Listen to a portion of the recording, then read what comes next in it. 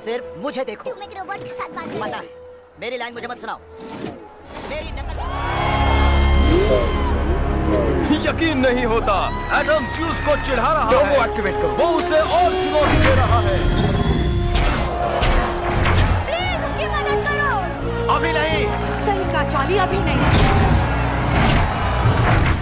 Nitrous pistons use करो। देखो वो ज्यादा देर टिक नहीं पाएगा। प्लीज मारो उसे। अभी नहीं। हाँ, रुक जाओ, अभी रुक जाओ। ये क्या? एडम पर फ्यूज तनातन वार करते जा रहा है। बात होती है फ्यूचर में, जहां इंसानों की बॉक्सिंग खत्म हो गई थी क्योंकि उनके बदले लोग रोबोट्स को लड़ते देखना ज्यादा पसंद करते थे। हालांकि इन रोबोट्स को भी इंसान ही कंट्रोल करते हैं। चार्ली भी एक जाना माना बॉक्सर हुआ करता था जो अब देश विदेश में जाकर रोबोट बॉक्सिंग में हिस्सा लेता है, लेकिन काफी समय से वो लगातार हार रहा है। एक दिन उसे एक आदमी का कॉल आया जो उससे अपने $30,000 वापस मांग रहा था। उसने न जाने कितने लोगों से पैसे उधार ले रखे थे। आखिरकार चार्ली ने नेटवर्क का बहाना लगाकर कॉल काट दी। तभी मेले में उसे रिकी मिल गया। उसने चार्ली को $3,000 देने का वादा किया अगर उसका मशहूर रोबोट एम्बुश बैल से लड़ेगा। चार्ली ने भी अपने रोबोट की जीत पर $20,000 की शर्त लगा दी। रिकी मान तो गया, लेकिन उसने कहा कि अगर चार्ली हार गया तो उसे कहीं से भी रिकी का कर्ज तो लौटाना पड़ेगा। फिर फाइट शुरू हुई और जनता एम्बुश को देखकर जोश में आ गई। शुरू में सब सही था और एम्बुश बैल के वार से बचने में कामयाब भी हो गया, लेकिन तभी चार्ली लोगों से बात करने में इतना खो गया कि उसे रोबोट के पीछे भागता हुआ बैल दिखाई ही नहीं दिया। बैल ने अपनी जोरदार टक्कर से एम्बुश की टांग तोड़ डाली। चार्ली ने रिकी से फाइट रोकने को कहा, लेकिन वो नहीं माना। फाइट के आखिर में एम्बुश बस लोहे का कबाड़ बनकर रह गया और बच्चे उसका एक एक पुर्जा उठाकर अपने साथ ले गए। चार्ली भी मुंह छिपाकर पतली गली से निकलने लगा, लेकिन तभी दो लोगों ने आकर उसे बताया कि उसकी पिछली पत्नी की मौत हो गई है और उसका 11 साल का बेटा मैक्स अब एकदम अकेला है। चार्ली को अपने बेटे की कोई खास परवाह नहीं थी और उसने कोर्ट में जाकर कह भी दिया कि वो मैक्स को संभालने की हालत में ही नहीं है। हालांकि उसके कुछ रिश्तेदार मैक्स को अपनाना चाहते थे, इसलिए चार्ली ने उन्हें मैक्स की कस्टडी $1,00,000 में सौंप दी। पहले $50,000 लेकर वो मैक्स के साथ कुछ समय बिताने को तैयार हो गया। उन्हीं पैसों से उसने काले बाजार से नॉइजी बॉय नाम का एक बेहतरीन रोबोट खरीदा। उसमें वॉइस कंट्रोल का फीचर था जिससे वो इंसानों की बातें समझ सकता था। उसे लेकर चार्ली अपने जिम में पहुंचा जहां वो बेली के साथ रहता था। इतना खर्च करने पर बेली उससे बहस करने लगी कि किराए के पैसे तो टाइम पे दिए नहीं जाते, रोबोट खरीदता घूम रहा है। तभी रिश्तेदार मैक्स को उसके पास छोड़ने आ गए। इधर अपना मैक्स भी खतरनाक बच्चा है। उसे इस बात का कोई दुख नहीं था कि उसके बाप ने उसे बेच दिया, पर दुख तो सारा इस बात का था कि थोड़े भी पैसे मैक्स को नहीं मिले। नॉइजी बॉय को देखकर वो तीनों दंग रह गए। चार्ली ने वॉइस कंट्रोल चेक करने की सोची और उसने कुछ कमांड दी,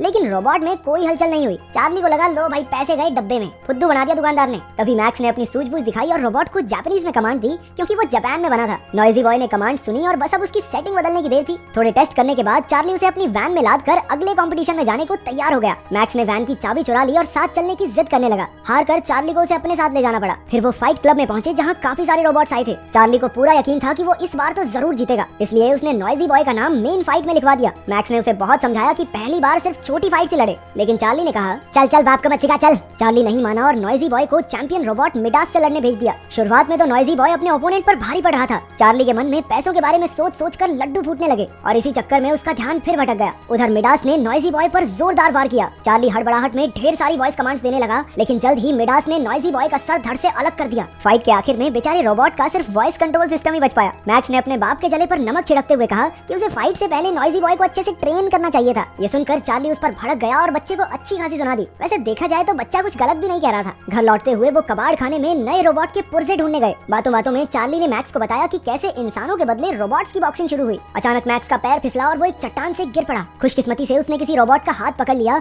जिससे उसकी जान बच गई। चार्ली ने तुरंत नीचे उतरकर मैक्स को बचाया। ऊपर आकर मैक्स ने देखा कि जिस रोबोट से उसकी जान बची वो कीचड़ में लिपटा हुआ था। उसने चार्ली से कहा कि इस रोबोट को अपने साथ ले जाने में उसकी मदद करे, लेकिन चार्ली ने एक बार फिर खुदगर्ज होकर अपने बेटे की मदद करने से मना कर दिया। मैक्स ने अपनी पूरी जान लगाकर सुबह तक उस रोबोट को पहाड़ी पर खींच लिया। आखिरकार वो वैन तक पहुंचा और चार्ली के साथ उसके जिम में गया। नॉइजी बॉय की हालत देखकर बेली को बहुत गुस्सा आया। उसने चार्ली से कहा कि अपने जीतने के सपने के साथ साथ अपनी असलियत को भी समझे, लेकिन चार्ली ने उसे चलकर मैक्स का रोबोट देखने को कहा। पता चला कि ये रोबोट एक पुराना मॉडल है जो फाइट के लिए नहीं बल्कि स्पेयर पार्ट्स के लिए बनाया गया था। ये हमला तो नहीं कर सकता, लेकिन अपना बचाव जरूर कर सकता है। अचानक रोबोट ऑन हो गया और बेली ने देखा कि इसमें एक शैडो फीचर था जिसके हिसाब से ये रोबोट किसी भी इंसानी हरकत की हूबहू नकल कर सकता था। मैक्स ने रोबोट का कीचड़ साफ किया और देखा कि इसका नाम एटम है। मैक्स ने इलीगल फाइट में इस रोबोट को लड़ाकर कुछ पैसे कमाने का फैसला किया। रात को सबके सो जाने के बाद उसने जिम में जाकर एटम को ऑन कर दिया। वो दोनों सैर पर निकल गए और उस रात रात मैक्स ने अपने पहले रोबोट को कंट्रोल करना सीखा। अगली सुबह चार्ली मैक्स को लेकर एटलांटा चला गया, जहाँ वो किसी के साथ मिलकर नया रोबोट खरीद सके। वो फिन नाम के एक आदमी से मिलने गया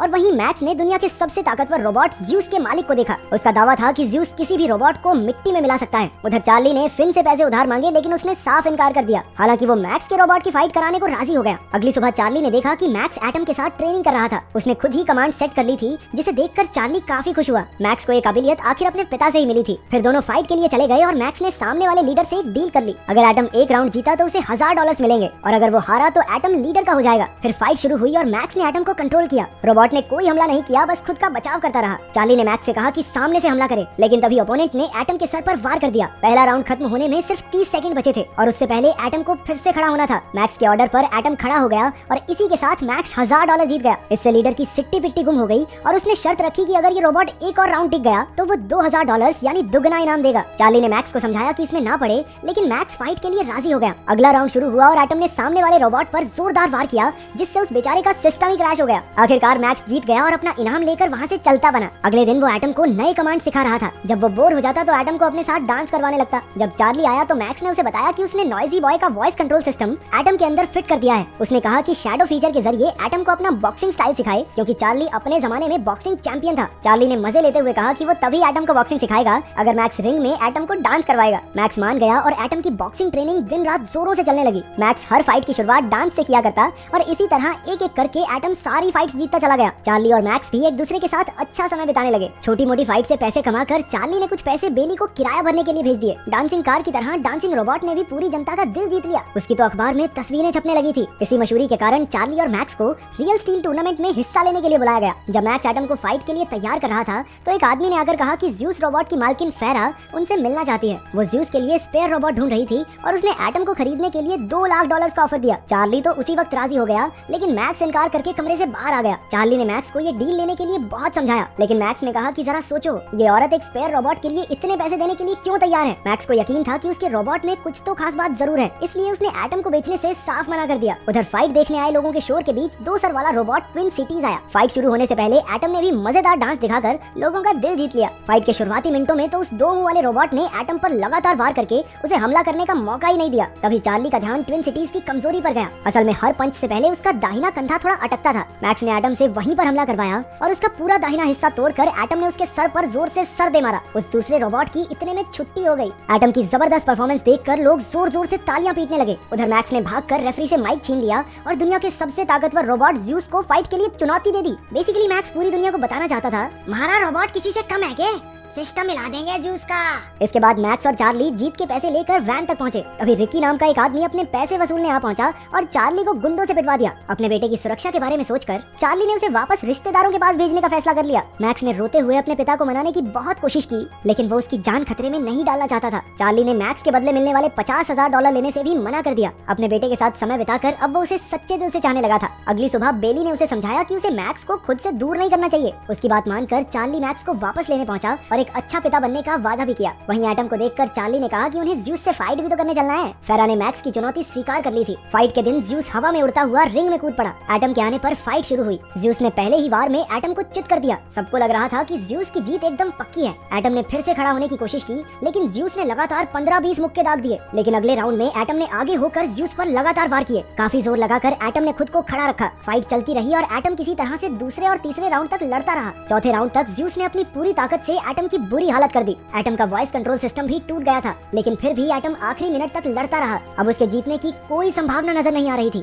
लेकिन मैक्स ने चार्ली से कहा कि शैडो फीचर से बॉक्सिंग करके एटम को कंट्रोल करे। चार्ली ने एटम को जोश से भरी स्पीच दी, जबकि वो कुछ सुन ही नहीं सकता था। तभी आखिरी राउंड शुरू हुआ। एटम खुद को बचाकर ज़्यूस की ताकत बर्बाद करवाता रहा। जैसे ही उसकी ताकत कम हुई, चार्ली ने एक के बाद एक लगातार मुक्के ज़्यूस को मारे, लेकिन ज़्यूस एक बार फिर खड़ा होकर वार करने लगा। तभी राउंड खत्म हो गया और ज़्यूस हारने से बच गया। जनता जोर जोर से एटम का नाम चिल्लाने लगी। ज़्यूस के ज्यादा पॉइंट्स थे, इसलिए वो जीत गया, लेकिन जनता के दिल में तो एटम बस गया था और मैक्स को तो यही चाहिए था। मैक्स और चार्ली ने कसकर एक दूसरे को गले लगाया। आखिरकार उन्होंने एटम के साथ अपनी असली जीत का जश्न